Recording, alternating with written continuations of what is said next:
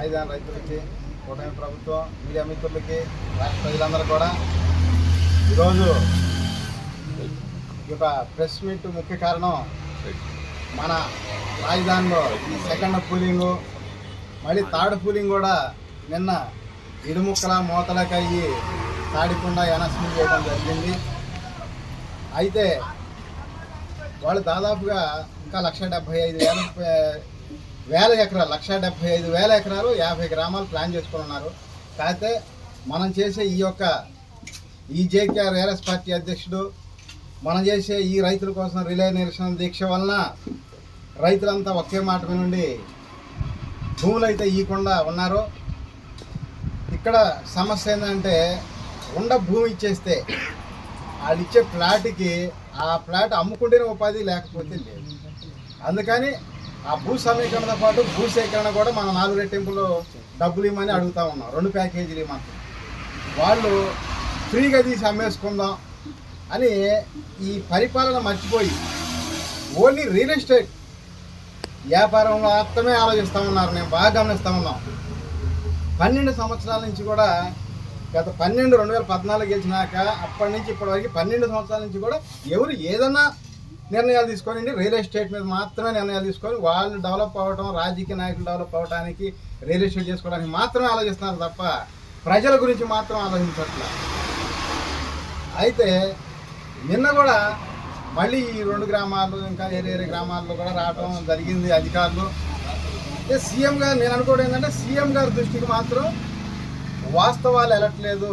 వీళ్ళు ప్యాకేజీ భూ సేకరణ ప్యాకేజీ అడుగుతున్నారు కాబట్టి డబ్బులు ఇవ్వండి, భూములు ఇవ్వరు అని స్పష్టంగా సీఎం గారికి వచ్చిన వాళ్ళు అధికారులు కావచ్చు, లేకపోతే నాయకులు కావచ్చు, వాళ్ళు సీఎం గారి దృష్టికి మాత్రం స్పష్టమైన ఒక నిర్ణయం ఇట్లా అడుగుతున్నారని చెప్పడం ఆయన దృష్టికి తీసుకెళ్తారు. డబ్బులు అడిగే విషయం వాళ్ళు ఏదో చెప్తున్నారు, వీళ్ళు వస్తున్నారు ముఖమాటానికి పోయి వాళ్ళు మేలు పొంది కోసం అక్కడ రాంగ్ ఇన్ఫర్మేషన్ వెళ్తుందని నేను అనుకుంటున్నాను.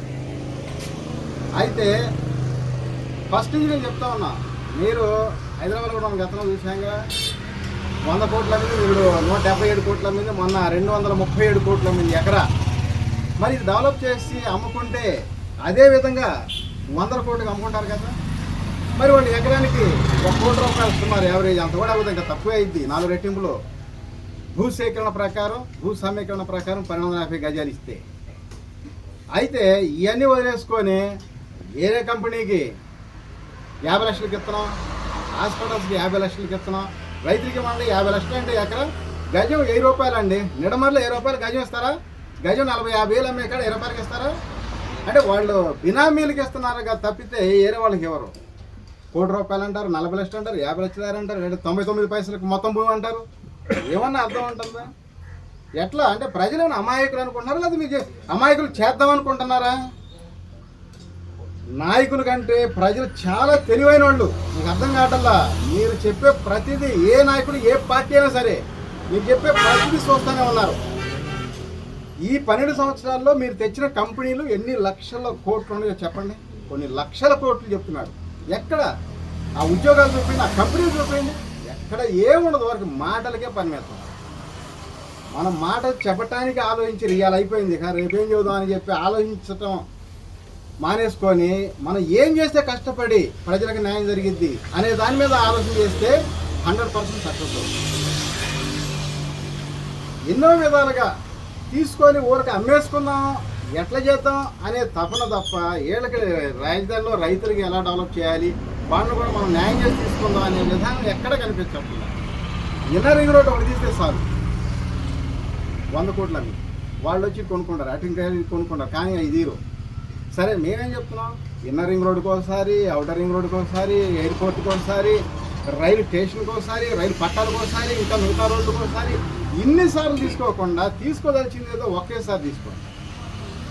ఒకేసారి తీసుకొని ఈ విధంగా భూ సేకరణ ఇవ్వండి. డబ్బులు ఖచ్చితంగా భూ సేకరణ డబ్బులు, భూ సమీకరణ ప్లాట్లు ఇస్తే రాజధానిలో రైతులు ఇబ్బంది పడరు, ప్రజలు ఇబ్బంది పడరు, రాజధాని డెవలప్ అయింది. రాజధాని మన రాష్ట్రం 5 కోట్ల మంది ప్రజలకు ఉపయోగం ఉంటుంది. మన దేశానికి పెట్టుబడి పెట్టే నాయకులకి కాదు, పారిశ్రామికవేత్తలకు ఉపయోగం ఉంటుంది. అలాగే ప్రపంచ రాజధాని, ప్రపంచవ్యాప్తంగా మేధావులందరూ కూడా ఇక్కడికి వస్తే ఎంత డెవలప్ అయిందో ఒకసారి చూడండి. 12 సంవత్సరాలు టైం వృధా అయిపోయింది. నేను చెప్పినట్టు చేయండి, ఒకే సంవత్సరంలో 12 సంవత్సరాలు అంత డెవలప్ అవ్వద్ది చూడండి. కావాలంటే ఒకే సంవత్సరంలో ప్రభుత్వం డబ్బులు ఖర్చు పెట్టాల్సిన అవసరంలా ఈ పెట్టుబడిదారులే ఉంటారు. వాళ్ళ చేత ప్రైవేటు కంపెనీ వాళ్ళ భాగస్వామ్యం చేసి ఈయన్ని వాళ్ళే పెట్టుబడి పెడతారు, వాళ్ళే డెవలప్ చేస్తారు, రైతులు డెవలప్ అవుతారు, మన రాష్ట్రం డెవలప్ అయింది, రాజధాని డెవలప్ అయింది, ప్రజలు డెవలప్ అవుతారు, అన్ని విధాలుగా బాగుంటుందండి. ఇవన్నీ వదిలేసి గుర్తొచ్చినప్పుడల్లా కూలింగ్ పోయిరని అంటారు.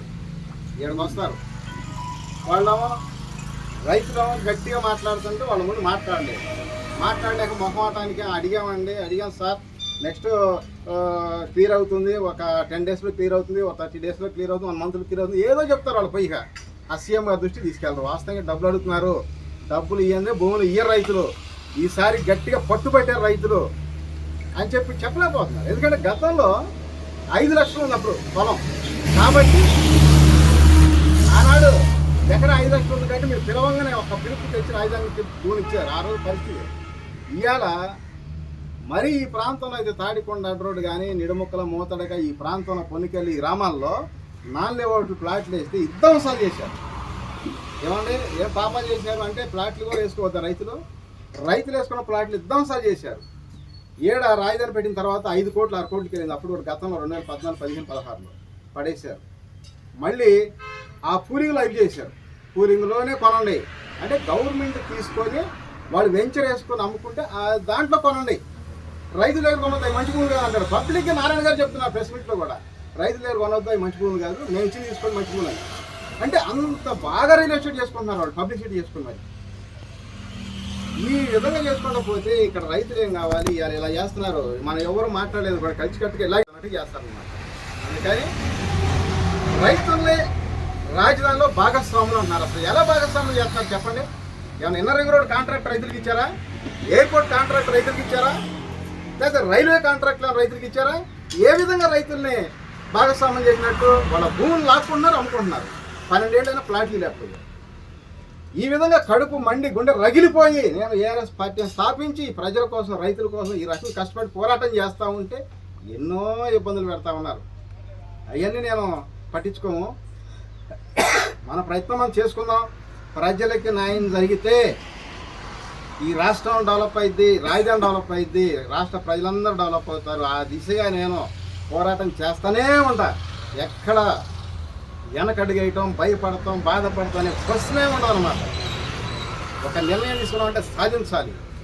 నేను చెప్తున్నా కదా, ప్రభుత్వం దగ్గర డబ్బులు లేకపోతే ఒక్క రోజు పెట్టద్దు. ప్రభుత్వం ప్రైవేట్ కంపెనీని భాగస్వామ్యం చేసి ఎంత భూమి కావాలో అంత భూమి సింగిల్ డేలో ఒక్క రోజులో ఇచ్చేది చేస్తాను నేను. అంత మేధాశక్తి, అంత ఆలోచన ఉంది నా దగ్గర. నేను గొప్ప చెప్పుకోవడం కాదు, మీ దగ్గర ఏంటంటే జనం డెవలప్ కాకూడదన్న ఒక చిన్న బాధ ఉంది మీ దగ్గర. నేనేది అందరూ డెవలప్ అవ్వాలి, అందరూ బాగుండాలని కోరుకుంటా, అంతే తేడా. మీరేం తెలియ తక్కువ నేనేం అంటలా. నేను సూటి ప్రశ్న అవుతుందంటే సీఎం గారికి, ఇక్కడ జరుగుతున్నాయి వాస్తవాలు మీ దగ్గర రావటం లేదు, ఒకసారి స్వయంగా మీరు ఎంక్వైరీ పెట్టుకోండి. 1 డేలో మీరు కోరుకున్నంత భూమికి ఇచ్చే బాధ్యత నాది. అయితే 2 ప్యాకేజీలు ఇవ్వాలి, భూ సమీకరణ ప్యాకేజీ, భూ సేకరణ ప్యాకేజీ 2 ఇవ్వాలి. అది ఒక్కటిస్తే ఎంత భూమి అయినా తీసుకోవచ్చు, అందరూ డెవలప్ అవుతారు. రాజధాని, రాష్ట్ర ప్రజలు, మన రాజధానిలో రైతులు అందరూ కూడా ఇక్కడ వచ్చే ఆదాయం ఎలకట్టలేనంత ఆదాయం వచ్చింది. ప్రపంచ రాజధాని అనే సీఎం గారు ప్రపంచ మేధావి నిజంగా అవుతారు. ఫస్ట్ నుంచి అదే చెప్తున్నా. నాకేం ఏ పార్టీ, ఏ నాయకుడు వ్యతిరేకం కాదు. ఈడ ప్రజలకి అన్యాయం జరిగినప్పుడు మేము ప్రశ్నిస్తాం. ప్రశ్నించేవాడు ఉన్నప్పుడే, అడిగితేనే కదా. ఇప్పుడు తండ్రి అయినా తల్లి అని ఎవరైనా సరే, అమ్మ ఇది చేస్తే బాగుండిద్ది అంటేనే కదా అప్పుడు న్యాయం జరిగేది, ఆలోచించేది. అడిగేవాడు లేనప్పుడు మనం చేసిందే బాగుంది అనుకుంటారు. కానీ అంతకన్నా బాగా చేయాలి అని చెప్పినప్పుడు వినాలి. ఓహో ఇది కరెక్టే కదా, ఎందుకు చేయకూడదు మనం? మీరు పెట్టుబడి డబ్బులు లేవంటున్నారు, పొలం కావాలంటున్నారు, ఎలా చెప్పండి? అయినా సరే డబ్బులు లేకపోయినా మనం ఇప్పిస్తానంటున్నాం. ఎలా ఇప్పిస్తాం? భూ సమీకరణ, భూ సేకరణ, ప్రైవేటు ఒక పారిశ్రామికవేత్తల్ని భాగస్వాములు చేసుకొని తీసుకోవచ్చు. అది సమస్య కాదు. జిరాక్స్ దిగినా కౌలియండి, ఎందుకంటే టైం లేదు. ఆల్రెడీ 24 ఎలక్షన్ టైం అయిపోయింది ఎండాకాలం. ఇప్పుడు ఈ యొక్క 25 అయిపోయింది ఎండాకాలం, వానాకాలం కూడా అయిపోయింది. ఈ 26లో ఎండాకాలం అయిపోయింది, వానాకాలం. ఇంకా రేపు 26, 27 నెక్స్ట్ 27, 28, 6, 12 నెలలే ఉండేది టైం పనిచేయడానికి. మిగతా టైంలో వానాకాలంతో చేయలేరు. 29 ఎలక్షన్ వచ్చింది కాబట్టి ఈ 2 సంవత్సరాలు కూడా 2, 12 నెలలే టైం ఉంది కనుక మనం తొందరగా ఏ నిర్ణయం తీసుకుంటే డెవలప్ అయింది, ఏవి నిర్ణయం తీసుకుంటే అందరూ శాంతించి రైతులు పొలాలు ఇస్తారు అని మనం ఆలోచన చేసుకొని ముందుకు నడవాలని చెప్పి నేను సీఎం గారికి, అలాగే భాగస్వామి అయినా కానీ బీజేపీ నరేంద్ర మోడీ గారు ప్రధానమంత్రి గారికి కూడా దయచేసి నేను మీకు ఒకటే చెప్పుకుంటున్నా, ఈ రాష్ట్రంలో రైతులకి అన్యాయం జరుగుతుంది. అందరూ కూడా పవన్ కళ్యాణ్ గారు కానీ దృష్టి పెట్టి ఈ రైతులు తీసుకోదలిస్తే 2 ప్యాకేజీలు తీసుకోండి, లేదంటే మీరు తీసుకోవట్లేదని అనౌన్స్మెంట్ ఇచ్చేసండి అంతే. ఈ 2 ఏదో ఒకటి డిసైడ్ చేయాలని చెప్తున్నాం. టైం లేదు, అందుకోసమే పదే టైం డిలే చేసుకున్నప్పుడు ఉపయోగం ఉన్నది.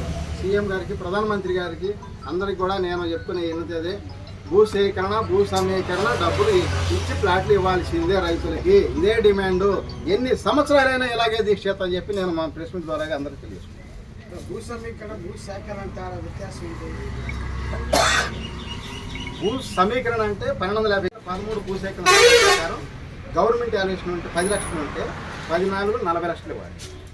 అది భూ సేకరణ. భూ సేకరణ ప్యాకేజీ, భూ సమీకరణ ప్యాకేజీ 2 ఇవ్వాలి. ఎందుకు ఇవ్వాలంటే మనం ఎక్కడైనా రోడ్లకో, రైలు స్టేషన్కో, రైలు పట్టాలు వేసుకోవడానికో అవసరం అయితే, లేదు ఏదైనా రోడ్ ఎక్స్టెన్షన్కి అయితే 10 అడుగులు అటు ఇటు భూ సేకరణ 2013 భూ సేకరణ చట్టం ప్రకారం నాబెట్టింలో ఏడ పూలింగ్ ఊళ్ళు మొత్తం జిల్లాలు తీసేసుకుంటే ఏం చేయాలి? భూ సమీకరణ 1250 గజాలు, భూ సేకరణ 4 రెట్టింపు డబ్బు, 1% అటు ఇటు రెట్టింపు అటు ఇటు ఇచ్చేసి అనౌన్స్మెంట్ ఇస్తే రైతులు ఒక్క రోజులో లక్షల ఎకరాలను చెదురు పెట్టిపోతారు. ఆ జిరాక్స్లు ఇచ్చిన రోజు కౌలు, డీడీ వాటి మీద డీడీలు చేసి వాళ్ళకి డబ్బులు ఇచ్చేసాను. డీడీ చేసిన రోజు ఒరిజినల్ పట్టాలు ఇచ్చిపోతారు. ఒక్క రోజులో ప్రపంచ రాజధాని బాబు గారు అన్నట్టు అయితే ఆయన ప్రపంచ మేధావి అని చెప్పుకుంటాడు కదా, నిజంగానే అయితే ఆయన కళ నెరవేరిపోయింది. ఆ విధంగా ప్రపంచ మేధావులు, పెట్టుబడిదారులందరూ కూడా ఇక్కడికి వచ్చి మన అమరావతి ప్రపంచ రాజధాని అయి తీరిద్ది, దేశం 2వ రాజధాని అయింది. 100% ఊహించినంతగా డెవలప్ అయింది. ఈ విధంగా జరగాలనే నేను కోరుకుంటున్నా. నేను ఏ పార్టీ, ఏ నాయకుడు వ్యతిరేకం కాదు. కాబట్టి జరగాల్సిన ఒక మంచి కార్యక్రమాలను మనం ఉద్యమం పోరాటం చేస్తాం.